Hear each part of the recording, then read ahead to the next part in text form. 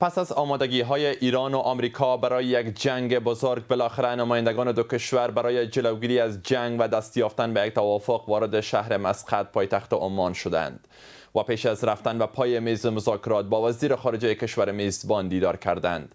عراقچی به تازگی گفته که ایران با چشمان باز و بدون از یاد بردن رویدادهای سال گذشته وارد مسیر دیپلماسی می شود و با نیت خوب بر حقوق خود قاطعانه ایستادگی خواهند کرد. در مقابل، کاخ سفید باز هم هشدار داد که در صورت ناکامی این گفتگوها دونالد ترامپ به عنوان فرمانده قدرتمندترین ارتش جهان گزینه‌های نظامی را روی دست دارد. در این میان سفارت مجازی آمریکا نیز از شهروندان این کشور خواسته تا ایران را ترک کنند و تهران نیز به نیت آمریکا در این مذاکرات به دیده شک می‌نگرد و می‌گوید که آمریکا قصد فریب ایران را دارد. بینندگان یک در سراسر جهان سلام. به خبر ساعت 10 شب با من اسماعیل سادات خوش آمدید. برای بحث بیشتر روی این موضوع دکتر سمیر انگار را آگاه روابط بین الملل با ماست. آقای انگار، شما را به بحث خوش آمدید. میگیم سخن از دیپلماسی و تهدید نظامی همزمان با آغاز گفتگوها به چی معنی است به نظر شما؟ آیا طرف‌ها از همدیگر ناامید شدند یا خیر؟ بسم الله الرحمن الرحیم. سلام و درود خدمت شما جناب سادات صاحب و همه بینندگان عزیز تلویزیون یک.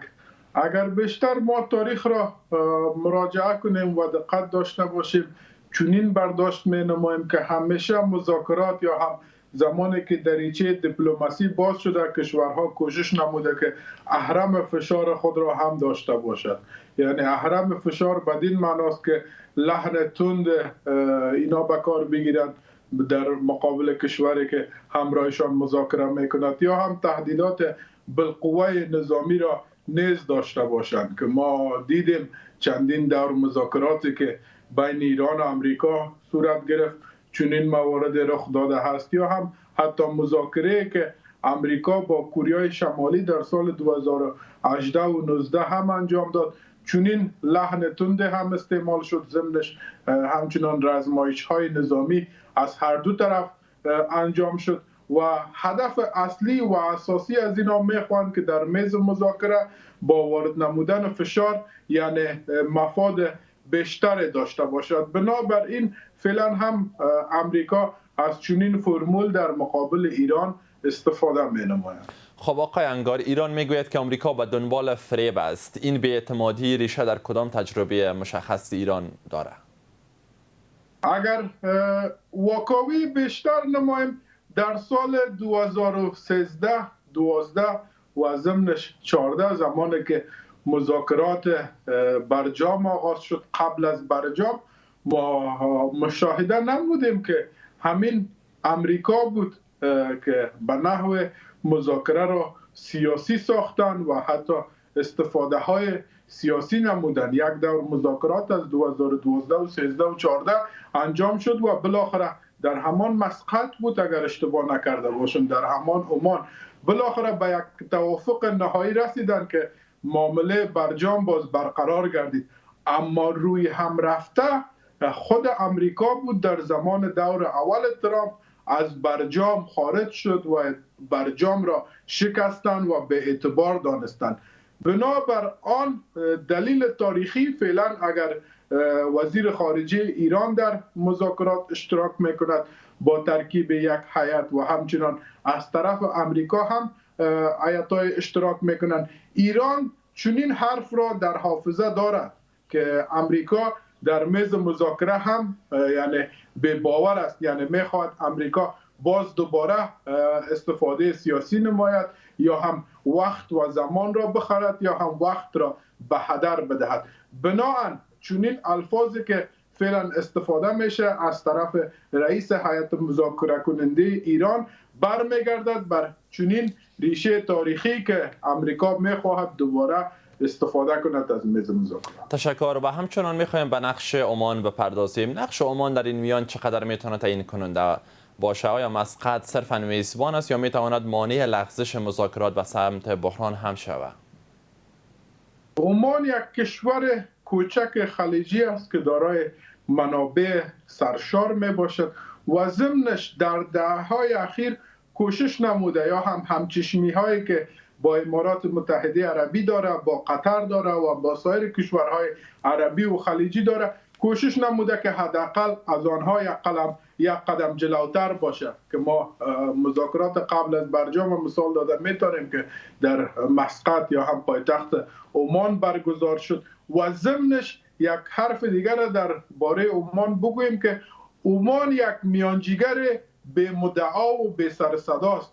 اگر دقت بیشتر داشته باشیم این که چرا مذاکرات از ترکیه با عمان انتقال شد، اینجا یک گپ وجود داره، چون ترکیه یک میانجیگر پر سر صداست و میانجیگر پرحاشیه است. از یک طرف با امریکا مثلا در بلاک ناتو هست و ضمنش سایر موارد یا مداخلاتی که وجود داره حداقل حاشیه های رسانه‌ای هم داره، یا هم اگر کشور قطر است طبعا اونجا شبکه های گسترده رسانه‌ای است و بسیار نظر به مذاکره میز مذاکره سر صداهای رسانه‌ای غربی بیشتر می شود. بنابراین عمان دوباره تکرار میکنم که یک میانجیگر به سر صداست و به مدعاست، هرچند رقابت های در منطقه وجود داره و کوشش میکنه که از حریفانش یک قدم پیش باشه، اما عمان هم تاثیرگذاری میتونه داشته باشه. خب من فکر نمیکنم که تاثیرگذاری مستقیم بالای مذاکرات داشته باشد، اما یک تسهیل کننده بسیار خوب است و قسمی که برجام اینا با همون محدودیت ها به نتیجه رسانده بودن و بالاخره برجام برقرار شد.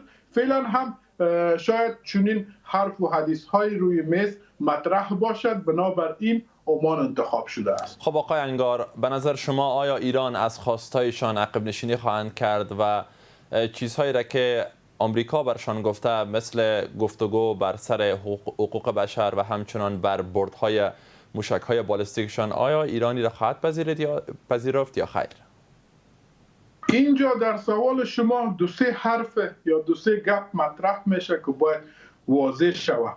اول ما ترکیب هیئت آمریکایی را ببینیم که ویتکاف است و همچنان یک شخص دیگری هست که آنها در برجام هم حضور داشتند و آنجا موافقت نامه امضا شد. یک شخص سیاسی و امنیتی است، اگر اشتباه نکنم نامشان کوشنر است و همچنان افراد دیگری. یعنی آمریکا تقریبا یک هیئت سیاسی نظامی را در میز مذاکره وارد نمودند و از طرف دیگر هم ایران هم هیئت‌های دیپلماتیک خود را فرستادن یک طرف قضیه. اما قضیه دوم را که ما مشاهده نماییم زمان مذاکرات به نتیجه میرسد که مرحله وار باشد.